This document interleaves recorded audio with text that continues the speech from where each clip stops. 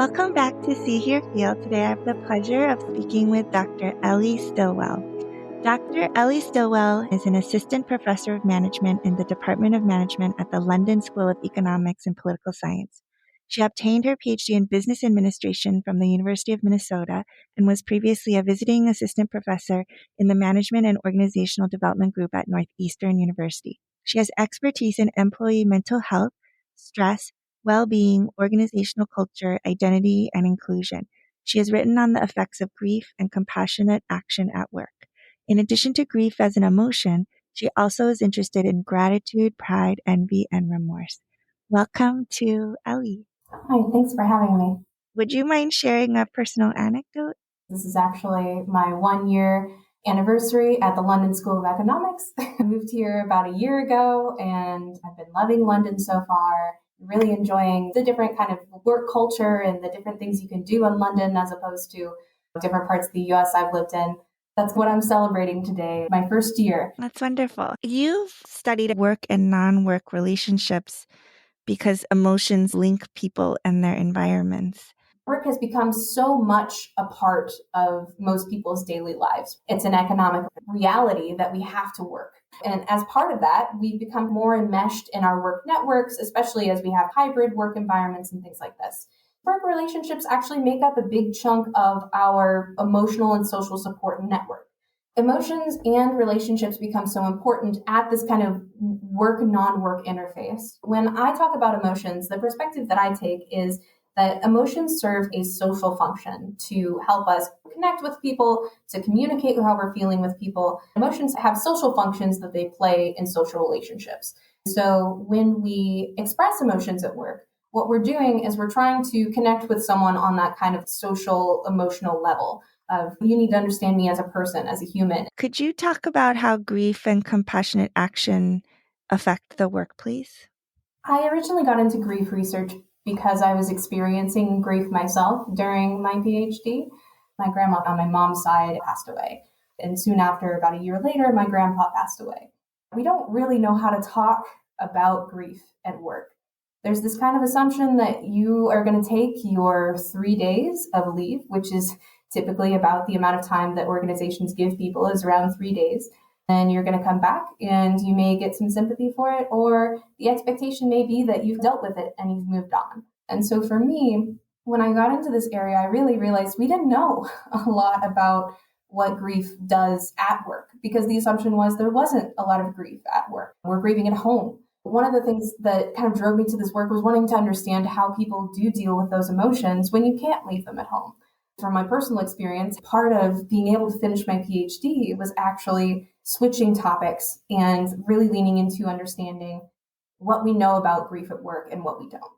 We don't know a lot, but what we know is that grief does come into the workplace, and it has an impact for not only our emotions and our cognitions and our mood at work, but it can also impact our work relationships, how we relate with others, how we relate with our clients.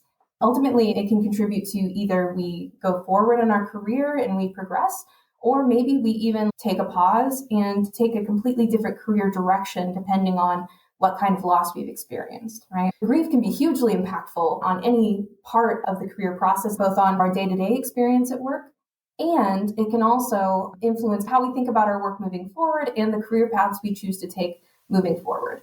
Like you said, if you are grieving about something, whatever loss it is, like you were saying, whether it's a pet or a family member or job or some other event, illness, that you are just supposed to do that at home or on your off-duty hours.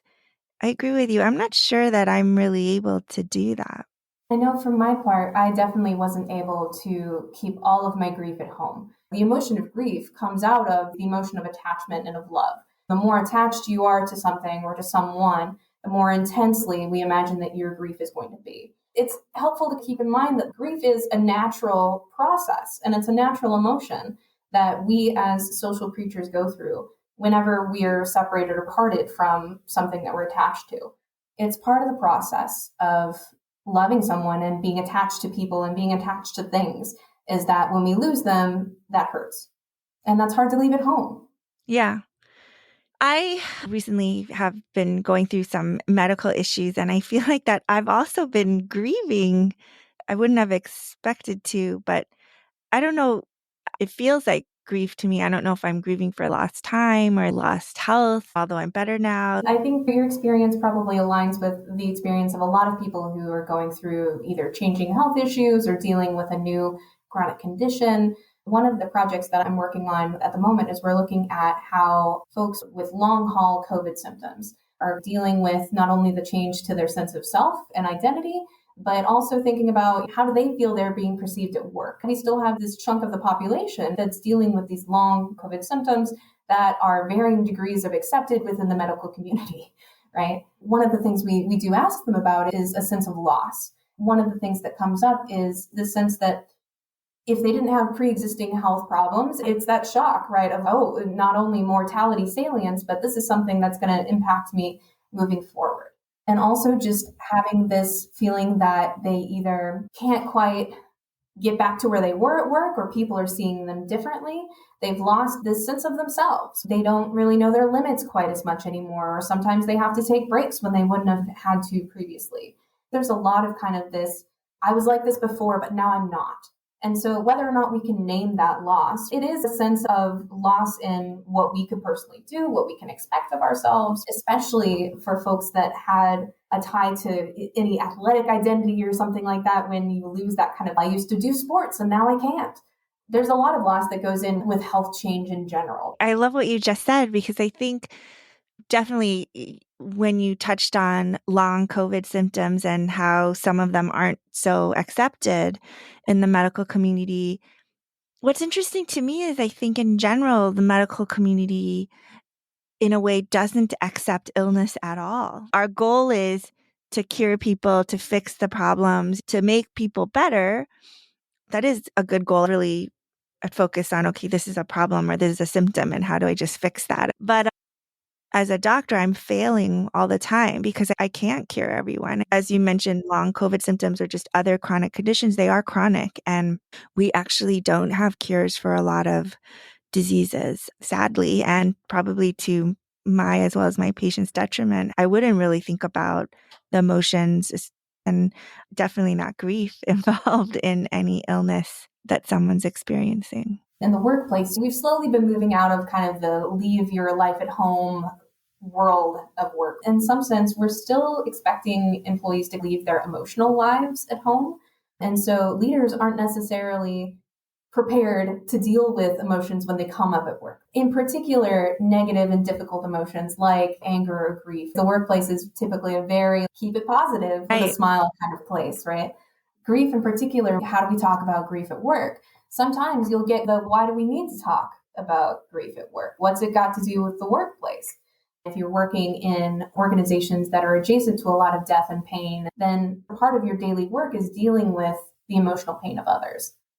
Learning how to deal with these emotions, not only as a person, but also as a leader, is one place I really think that our science around organizations and leadership could grow quite a bit, is how to help leaders not only manage other people's emotions, but their own as well.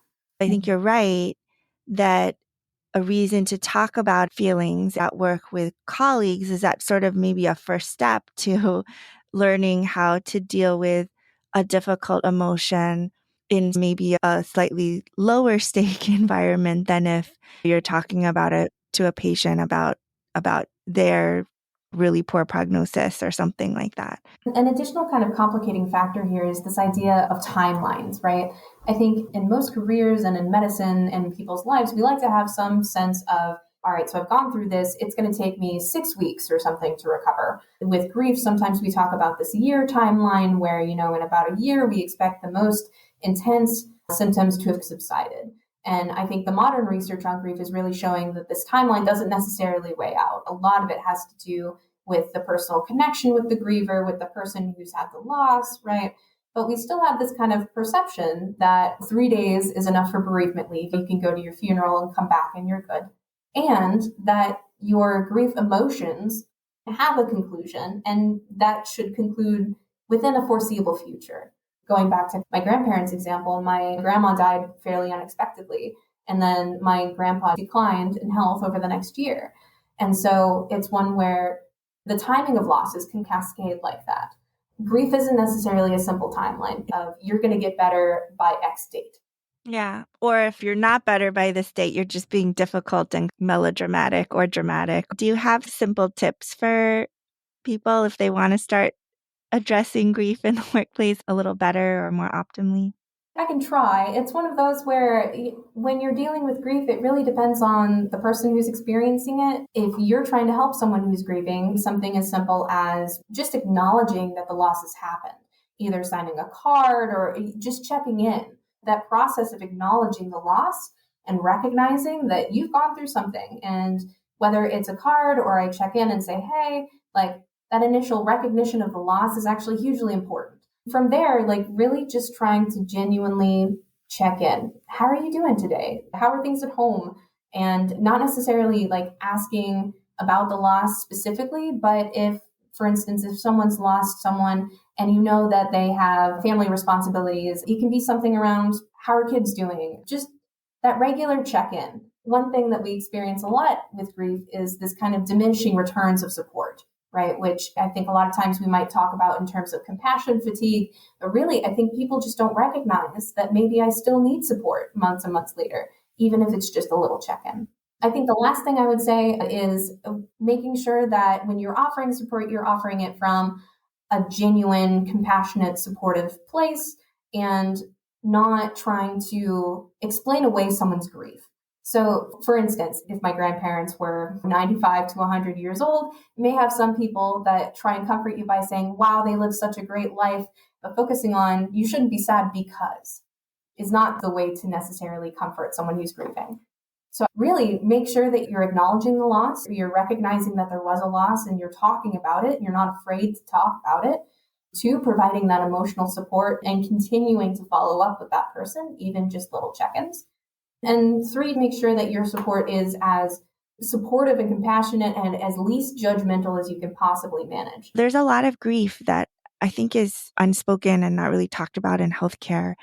Would you have any recommendations on how to change that culture? Culture change can be really difficult, right? Because a lot of it is systemic issues that prevent us from having more humanistic systems. But I think from the individual level within healthcare settings, what people can do is even just practice that kind of active self-compassion of acknowledging when you're feeling difficult emotions. The problem is when we don't take time to recognize that we still felt that emotion, right? When we completely shut down an emotion and don't let it surface at all, that's when we see heightened levels of burnout. It can really cascade into difficult things.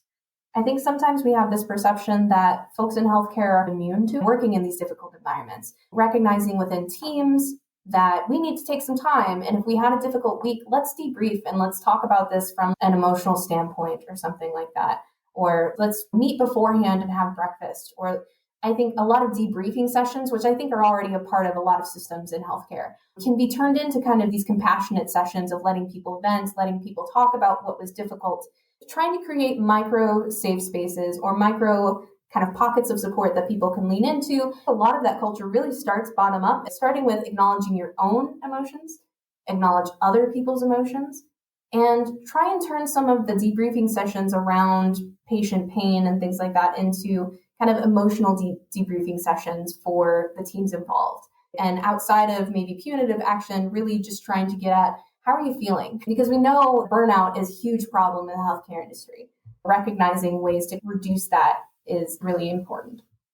There's a sort of misconception that really talking about emotions leads to burnout for healthcare. So avoid empathy and empathizing too much with patients because then you will burn out.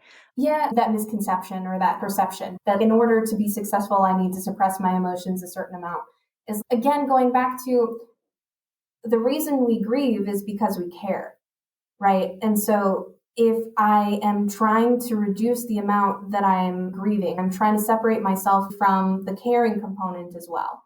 The reason we grieve is because we care. Do you have any final thoughts? Thank you for inviting me to talk about this stuff. I think having these conversations is really important. Thank you so much for spending time to do this.